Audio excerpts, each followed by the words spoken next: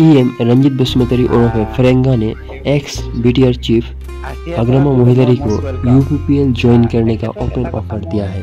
उपलब्धि আছে যে এখেতৰ শিক্ষাগত অৰ্হতাৰ ওপৰত মই সন্দেহ আছে।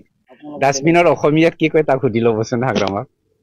মই তাকে কৈছো তাৰ ভাষা আৰু যেটো চলন পূৰণ সেইটো ললে মানে তাৰ শিক্ষাগত অৰ্হতাৰ ওপৰত মোৰ সন্দেহ আছে।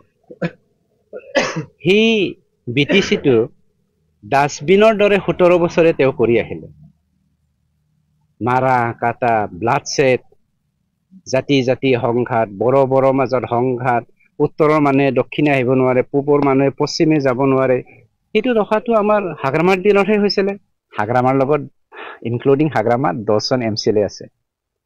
হাগ্ৰামা এনেকুৱা কাপুৰুষ যোৱা 4.5 বছৰত এদিনো হি এছেম্বলিত ভৰি নিদিলে। তাৰ সাহস নাই। আৰু আজিৰ দিনত প্ৰেজেন্টলি নেশ্যনেল পলিটিকেল পাৰ্টিৰ লগত যোগ হ'বৰ কাৰণে তেওঁ আলোচনা কৰি আছে বিপিএফ পাৰ্টিটো ডিজলভ কৰি পেলাই। আমাৰ ইউপিপিএল দলে অফাৰ এটা দিছো হাগ্ৰামাক 10 জন এমচিএলএকো লৈ আনক আমি টিকেট দিবলৈ সাজু।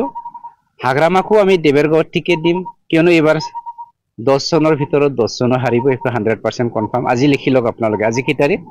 28 তাৰিখ 27 অহাকালি লাষ্ট ফেব্ৰুৱাৰী মাহৰ নহয় জানো। আজি আপোনালোকে লিখি লওক। সেপ্টেম্বৰ অক্টোবৰ মাহত ৰিজাল্টটো ওলাব। সেপ্টেম্বৰৰ ইলেকশ্যন হ'ব। অক্টোবৰ মাহত ৰিজাল্ট ওলাব। ৰিজাল্টটো পাব হাগ্ৰামা সব হাৰিব যদি বিপিএফ হৈ খেলে।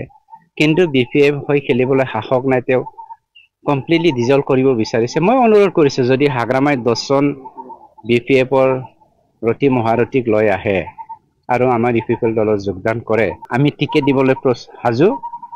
আপোনাক লৈ তিৰ্যক মন্তব্য কৰিছে আপুনি ফৰেনাৰ বুলি কৈছে আৰু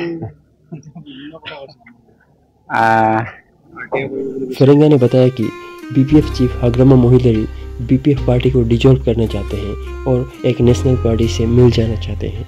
इसीलिए उन्होंने हाग्रामा मोहिदारी को ऑफर दिया कि वे आके यूपीपीएल ज्वाइन करें और उनके साथ उनके 10 एमसीएलए को भी लेके आए। सभी को यूपीपीएल नेक्स्ट इलेक्शन में टिकट दे। इसके साथ ही फरेंगा ने हाग्रामा मोहिदारी का एजुकेशनल क्वालिफिकेशन के ऊपर भी सवाल उठाए। तो फ्रेंड्स इस रिपोर्ट में इतना ही। बीटीआर और देश दुनिया की बाकी खबर पाने के लिए आप हमारे चैनल को जरूर सब्सक्राइब करें। Thank you.